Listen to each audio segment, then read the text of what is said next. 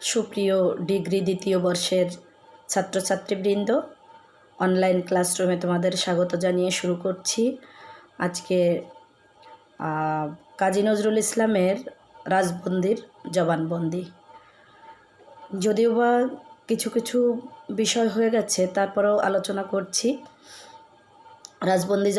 রাজবন্দির জবানবন্দি প্রবন্ধের মূল বক্তব্য যদি তোমাদের জানা থাকে তাহলে যে কোনো প্রশ্নের উত্তর করতে সহজ হয়। তো তোমাদের আরও একবার স্বাগত জানিয়ে শুরু করছি আজকের পাঠ।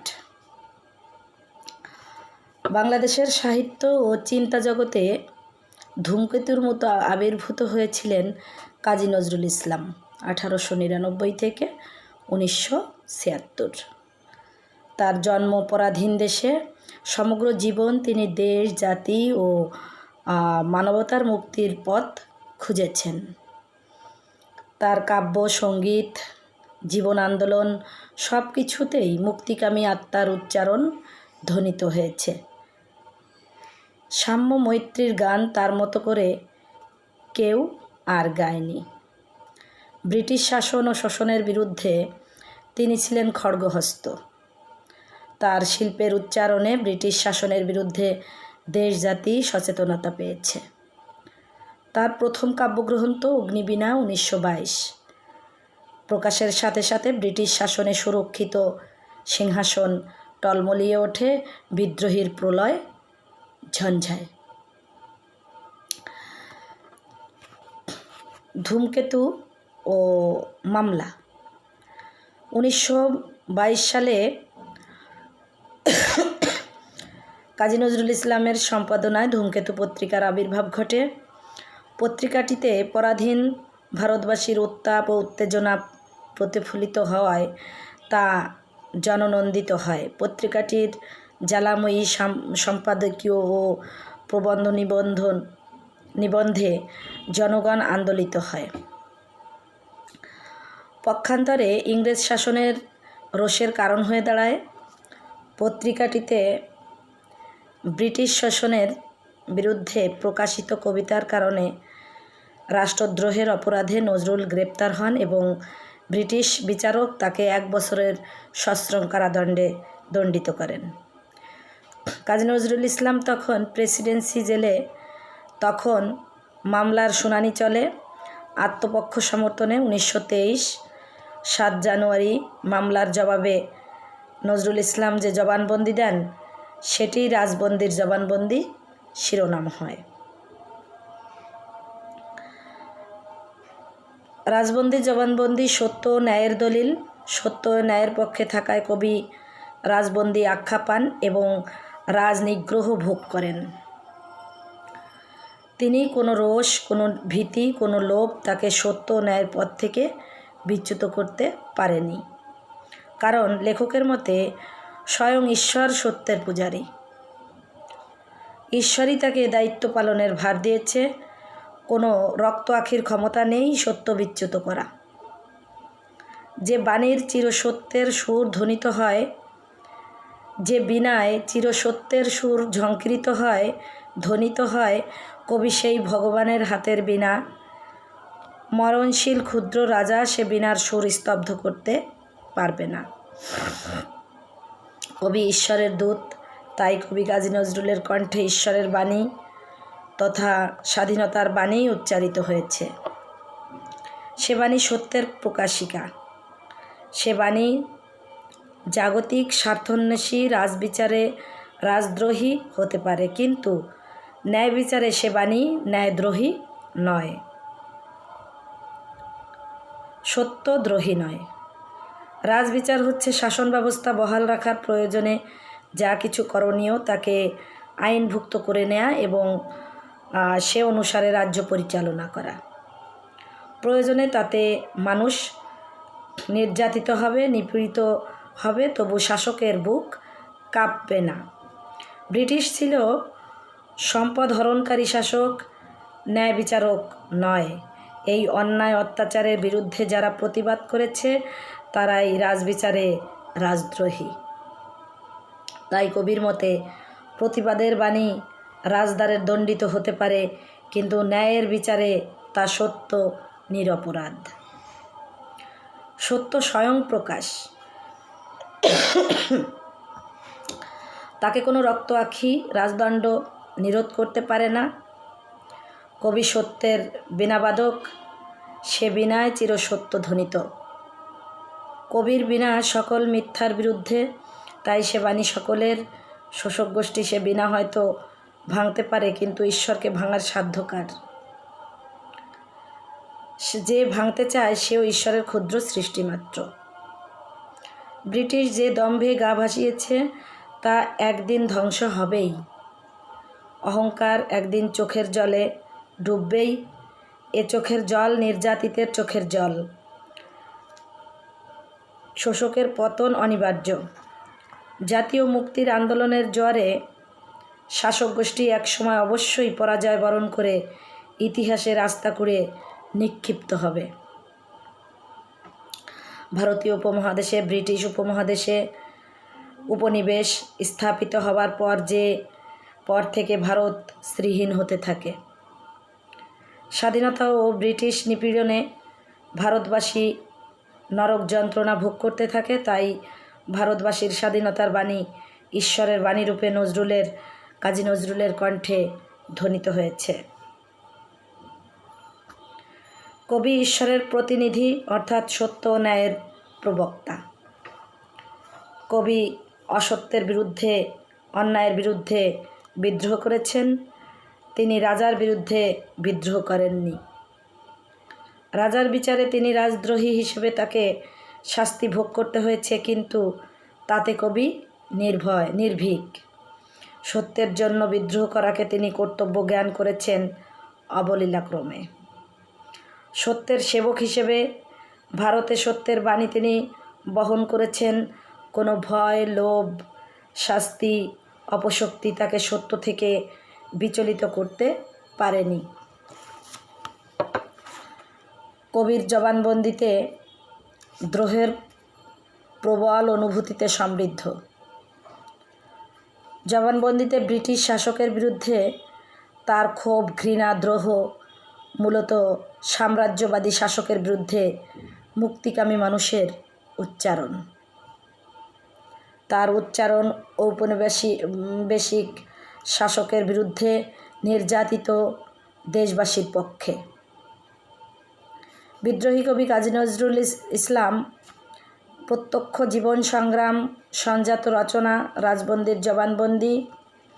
এ তো জবানবন্দি নয়, যেন মানবতার শত্রুরূপী উপনিবেশিকবাদী শাসক নিপীড়কের বিরুদ্ধে যুদ্ধ ঘোষণা। দুঃসাহসিক, অমর ও চেতনার দলিল, দেশপ্রেমিক, মুক্তিপাগল প্রাণের আরতি এর ছত্রে ছত্রে প্রকাশিত। এর আবেদন যুগ থেকে যুগান্তরে বিস্তৃত। এ জবানবন্দি কবির একার নয়, বন্দি নির্যাতিত বাঙালির। যে যুদ্ধের সেনাপতি যেমন দেশপ্রেমিক, তেমনি মানবতাবাদী, সাম্যবাদী, দৃঢ় আত্মপ্রত্যয়ী, পরম আত্মবিশ্বাসী, চরম আত্ম উৎসর্গে প্রস্তুত, জাতীয় মুক্তির অগ্রদূত, শান্তির অভয় পায়রা, স্বাধীনতার মূর্ত প্রতীক। এই যে যত সমস্ত আখ্যায়িত করা হয়, এসবই দেশপ্রেমিককে আখ্যায়িত করা হয়েছে। কাজী নজরুল ইসলাম তিনি রাজবন্দির জবানবন্দি প্রবন্ধে দেখিয়েছেন কিভাবে অন্যায়ের বিরুদ্ধে সোচ্চার হয়ে সত্য উচ্চারণ করেছেন। যে রাজা, সে রাজারও রাজা আছে। রাজা প্রজাকে শাসন করছে, তার নিয়মে শোষক রাজা তার নিয়মে প্রজাদের শাসন করছে, শোষণ করছে। কিন্তু যে রাজাধিরাজ সবার উপরে, সেই ঈশ্বর ভগবান, তিনি ওই রাজাকে কি ছেড়ে দেবেন না। তাই কাজী নজরুল ইসলাম সেই সত্যের প্রতীক, তার বিনায় ধ্বনিত হয়েছে সেই সত্যের বাণী। সেই বাণী নিয়ে এই সাধারণ রাজাকে সে ভয় পায় না, তার শাস্তিকে সে ভয় পায় না। তাই সেই রাজার সামনে জবানবন্দি দিয়েছে। কিভাবে ভারতবর্ষের মানুষের উপর নির্যাতন নিপীড়ন চালানো হয়েছে তা তিনি উপলব্ধি করেছেন এবং উন্মোচন করেছেন জনস্রোতে।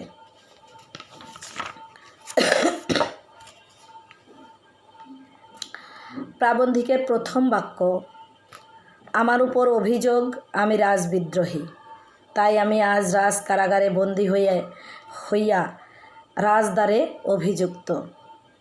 কবির অভিভাষণ সুলভ এ জবানবন্দিতে প্রথমে সহজ দৃষ্ট বিষয় হচ্ছে দ্রোহের প্রবল অনুভূতি।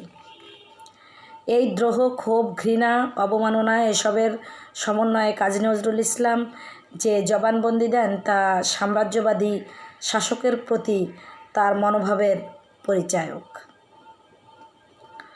রাষ্ট্র ক্ষমতার আসীনরা অধস্তনদের যথেচ্ছ শোষণ চালাবে অথচ তার প্রতিবাদ করা যাবে না, কবিতা মেনে নিতে পারেননি।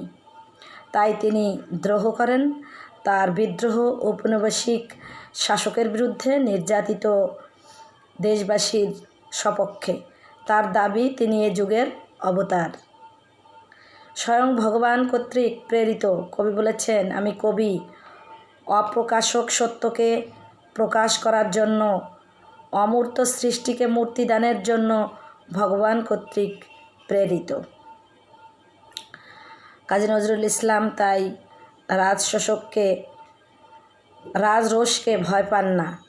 তার বিদ্রোহ দমন করা হবে নিতান্তই অন্যায় বিচারের মাধ্যমে, এটা তিনি জানেন। কারণ শাসকের বংশবদ বিচারকের পক্ষে ন্যায় বিচার করা অসম্ভব। অন্যায় বিচারের শিকার হয়েও নজরুল তার বিদ্রোহী অবস্থানে অনড়।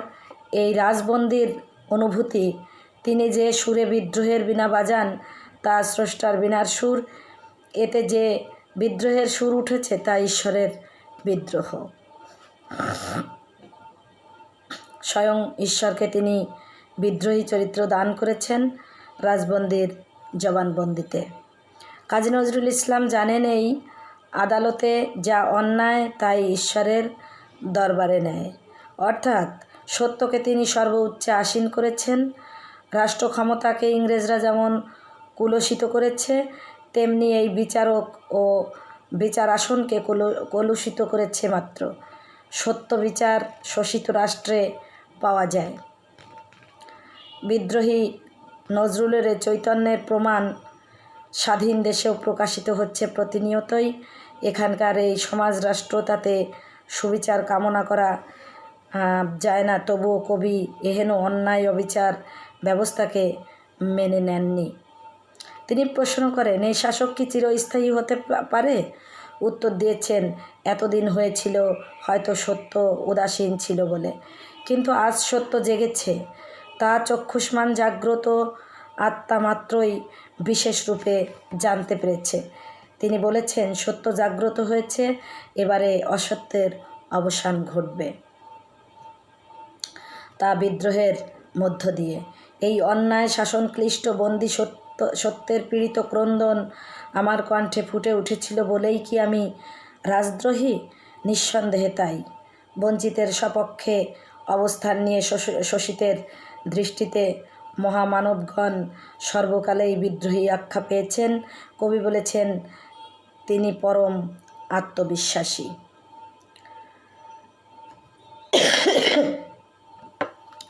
তার এই আত্মবিশ্বাসী হলো তার মূল অনুপ্রেরণা, মৌলশক্তি। অন্যায়কে অন্যায় বলতে হলে, অত্যাচারকে অত্যাচার বলতে হলে, মিথ্যাকে মিথ্যা বলতে হলে এই পরম আত্মবিশ্বাস অর্জন করতে হবে। আত্মবিশ্বাসী জাতিকে অন্য কোনো জাতি শোষণ করতে পারে না। আত্মবিশ্বাসী মানুষ সর্বদাই সচেতন।